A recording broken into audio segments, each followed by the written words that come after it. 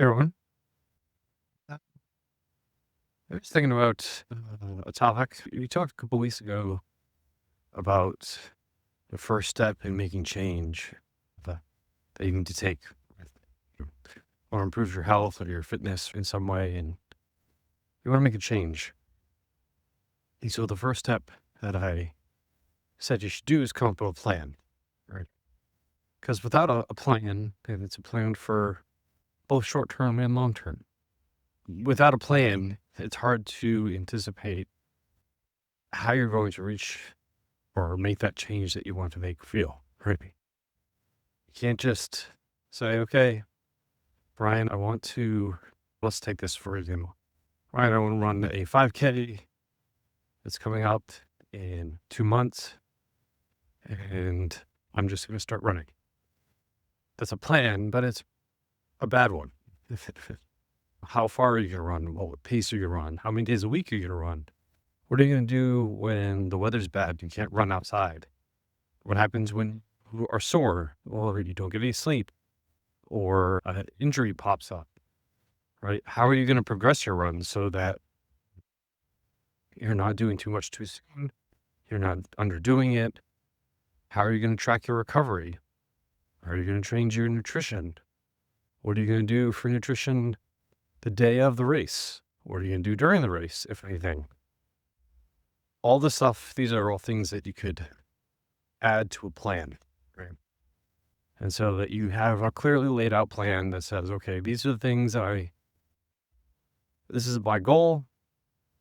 These are the things I need to think about to get to that goal that are involved in reaching that goal. And here is my real life over the next 2 months. This is what I have going on between now and the race. And I need to somehow implement this plan around my life, right? Because most people can't just change their life to improve their health and fitness, right? If you have kids, you have to still do all the kid stuff. If you have a spouse, you still got to do you'll still be a good husband or wife or spouse, right? You still have to go to work. All these things are still going to be there. So how are you going to implement this plan around your existing constraints in your life, right? So a plan is very important. Now maybe you've gone through that step. You thought about all the things that you want to do or need to do to evolve in completing this 5K you have in 2 months. Right. Now it's time to actually do them. And so implementing the plan is obviously a very important step. Okay, I'm going to do this 5K. I'm just getting started out here. I've gone to you, Ryan, and you've told me, okay, we're going to start off. You're going to run for 1 mile at a specific heart rate. If your heart rate drifts above this number, we're going to stop and walk. We're just going to do 1 mile for week 1, right? And you're going to run on Monday, Wednesday, and Friday for that mile. Tuesday and Thursday, I want you to do 10 to 20 minutes of certain mobility and strengthening exercises that are going to support your running. Okay, so I've given you some direction as to workouts. So you need to now schedule those workouts into your week and figure out how you're going to do those mobility and strength training exercises for 20 minutes. And so now you need to look at your week and you have to say, okay, what am I going to do here? I was not doing this stuff before. How am I going to fit these things into a schedule? What time am I going to work out in the morning? Ryan wants me to run at least 3 days a week. For a mile, that's probably going to take me 30 minutes. So how am I going to fit that in? Okay, this is what my wife's schedule looks like. This is what my kid's schedule looks like. I think I can do this run in the morning. I could do this run at lunch on this day because usually at work I'm not really busy. And I can do this run on a weekend. Do I have the necessary equipment at home to do the strength training stuff? I need to buy some of the bands and or whatnot, or some light kettlebells and stuff like that to do it at home. That way I can do these 20 minutes right before work. If I wake up 20 minutes earlier and go to bed 20 minutes earlier, that seems feasible. So that you're starting to actually look at your week and fit the plan into your week, right? And then you think about, okay, if I'm gonna, maybe I should clean up my diet a little bit, maybe eat a little bit differently. This gonna support my training. What foods do I need to buy at the grocery store this week to support that? Maybe I'm gonna have a little bit of extra carbs on the days I run. Do I have something to add to my lunch when I do my run at lunch at work? Or do I have something I can buy some bananas that I can have a banana on my way to work after I run in the morning? That type of stuff, right? So thinking about those types of things and planning those into the weekly groceries and everything, right?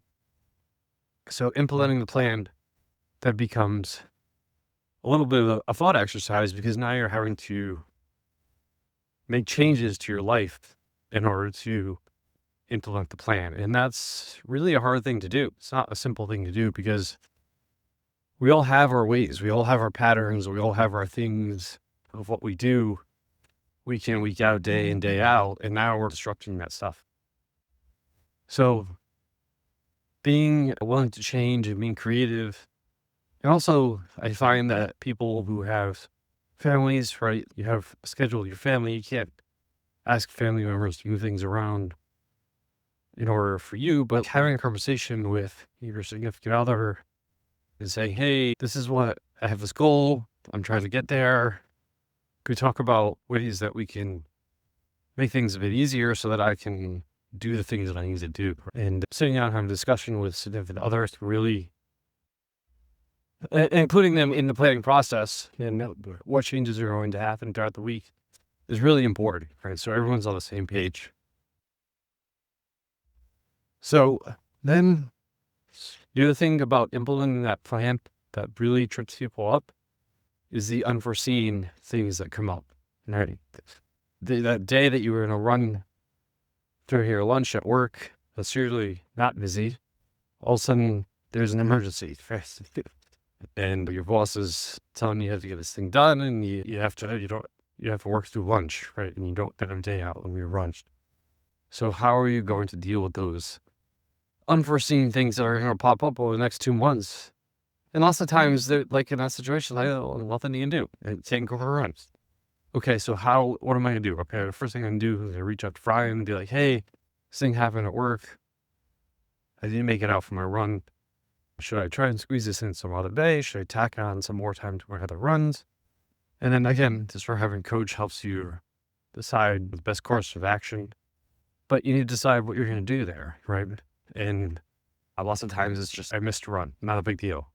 My next scheduled run is on Friday. Everything looks good for me getting that done on Friday. I'm not going to worry about it, right? One run isn't going to make or break anything. Great. But you start to see a pattern. Oh, well, I keep on missing this run at work. I was really anticipating it not having some calm time at work. I could go off from a run on my lunch, but it's just not working out that way. So now I need to stop, analyze, and say, okay, it's not working. I need to take a step back and come up with a different approach here for my run on Wednesday, because this isn't working and I need to change course, right? So maybe instead split the run up, where you do 10 minutes in the morning, 10 minutes in the afternoon, and at lunch when you can fit in 10 minutes, or 10 minutes in the evening, or whatever, right? Come up with some alternate plan. And again, having coach to work through that stuff is always useful. You come with an alternate plan, right? And change course, right? I think lots of times this is where people really get hung up, because their initial plan didn't work, and then they just never go back and try and figure it out. I mean, oh, I missed this run. I missed the run on Wednesday. I missed the run on Friday. I'm screwed. I'm not doing this anymore, right? I give up. And being okay, realizing it's okay to, first of all, not be perfect about everything. Right? Maybe, we get 15 minutes instead of 20 minutes for strength training. Still fine. This is good, right? Still did the thing, right? Realizing that it's not going to be perfect. It's not all going to go to plan. You're going to have to change course, all that fun stuff. That's all part of this process, right? And knowing when to then pivot and take a step back and be okay with not doing a thing, or accepting that failure is also possible, right? It's okay right? Especially for things like where you're doing recreational things. There's no need to complete it, right? If you don't do the 5K in 2 months, there's chances are there's going to be another one a month later, right? It's okay, right? Or if you don't hit your weight goal that you set for yourself by a certain date, it's okay. You still have plenty of time to get there, right? Just keep trying, right?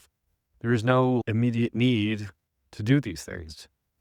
And it's okay to miss the mark sometimes, right? That's part of going through this process. You learn how to be a better planner, right? Your original estimates of what you can accomplish in a week might be and probably will be completely wrong. That's fine, right?